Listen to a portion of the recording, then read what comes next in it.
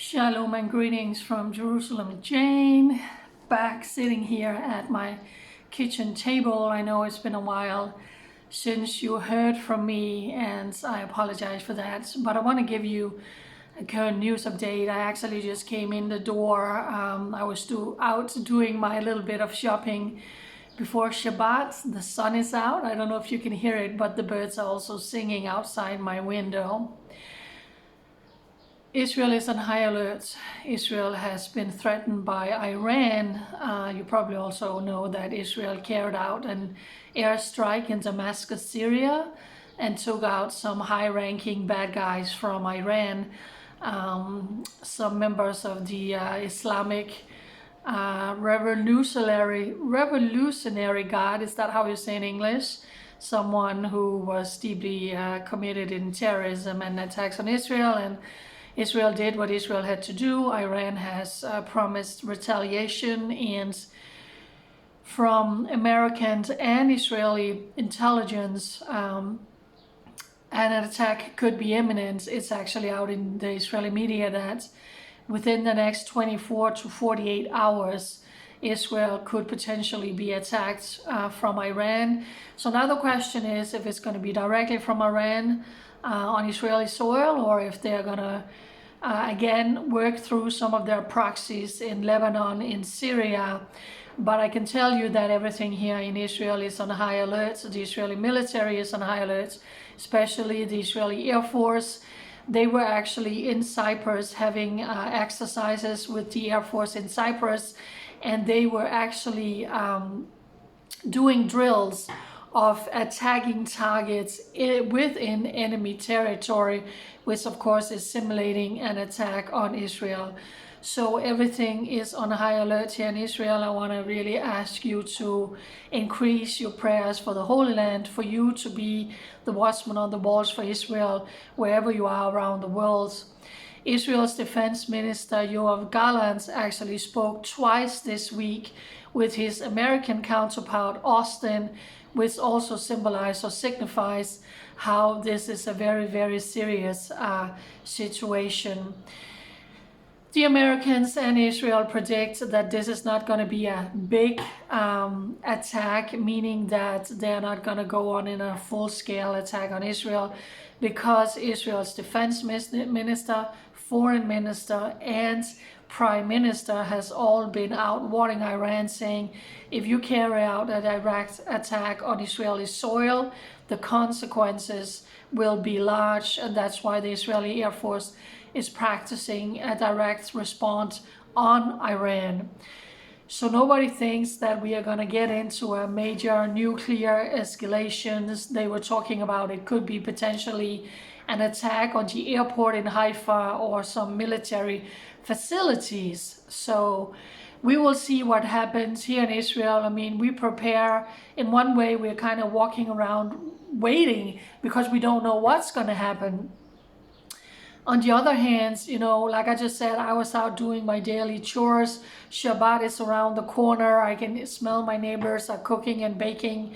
And so we are preparing. But like I said, we don't know if it will come. And one thing is for sure is that the Ayatollahs in Iran is laughing their heads off because they see the anticipation. They see people being anxious here, preparing, feeling, you know, we are holding all the cards. Are we going to attack now? Or are we going to wait later? Are we going to drag it out to keep the Jews, you know, being worried and so on? So we will see what happens. If you are in Israel and you are a tourist, welcome, welcome, welcome. And I still want to encourage you to come. Listen, we can't live in fear. We don't know what's going to happen. Tourists are here now, and they're having a marvelous time. You just need to listen to the authorities. You need to take precautions. You know, you need to be aware of where is the nearest bomb shelter in case anything happens. But I will never tell people not to come to Israel for such a time as this. The Israeli military also pulled out most troops from within Gaza. These soldiers has been fighting for months and months and months. They needed to come out, to come home, to sleep, to recuperate.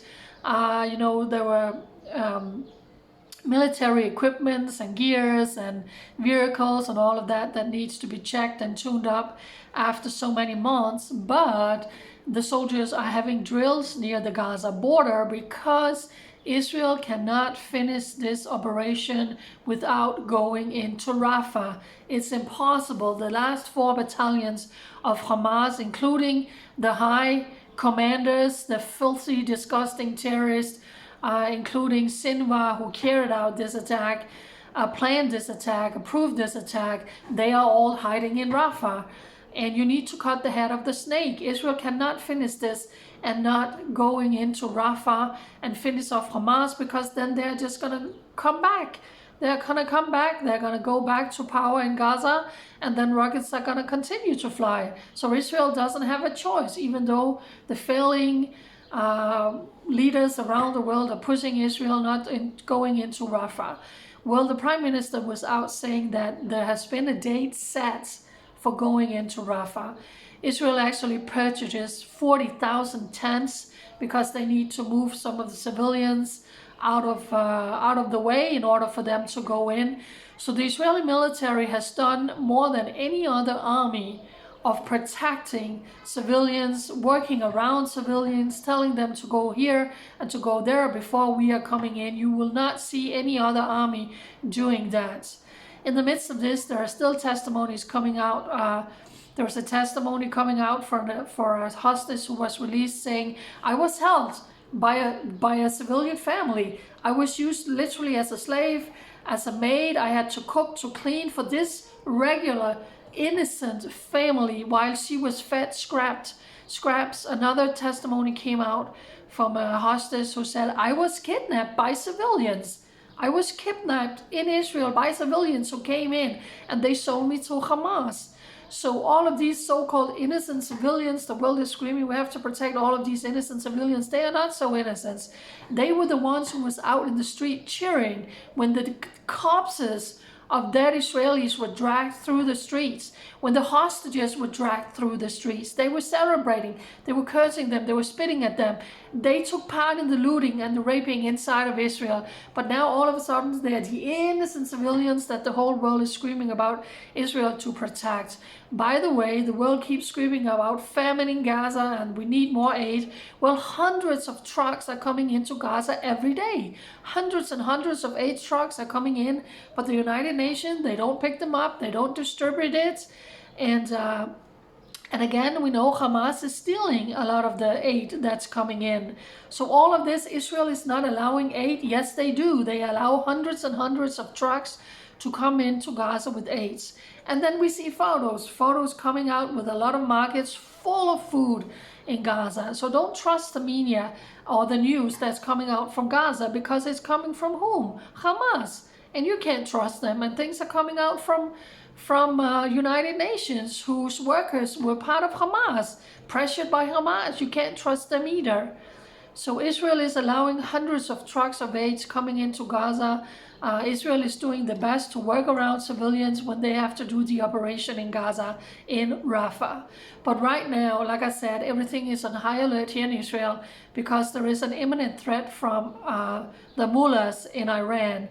If and when they will attack, we don't know, and we also don't know what their target is. But the Israeli military, for such a time as this, is on a high alert. So pray for Israel for this time. Of course, we kind of, walking around waiting. We don't know what's going to happen. But at the same time, we need to live our lives as people are preparing for Shabbat now. It's Friday. And in less than 2 weeks, it's going to be Passover, Pesach, here in Israel, the high holiday where we are celebrating the Jewish people came out of bondage, they came out of slavery, they walked around the desert, they came to Israel, prophecies were fulfilled, Jews are in their God-given homelands. So definitely pray for Israel at this time. For those asking, it's been a while since we saw you. Well, I actually had a hairdresser who colored my hair completely dark brown. It was a nightmare. So now we are getting back to being blonde again. I just need a haircut. I had to renew my visa. It was different this year for me. And then I needed to find a new apartment. But being in the midst of war, and things are so uncertain, and I have problems with my back pain and stuff. My landlord said, are you sure you want to move? So we actually extended the contract. So now I'm here up until December 1st, which in one way I'm grateful for, because my body was aching and it's so much hard work to move, and we're in the midst of a war, so it might not be the right time. But this is a small dark apartments. I would have really loved to move into something bigger and lighter and brighter. I don't have the sun at all into my apartments or even on my balcony, but it didn't come together. So now I'm here, I'm staying put, and then we'll see how everything develops. So pray for Israel for the next 48 hours, especially. Be watchman on the walls wherever you are around the world.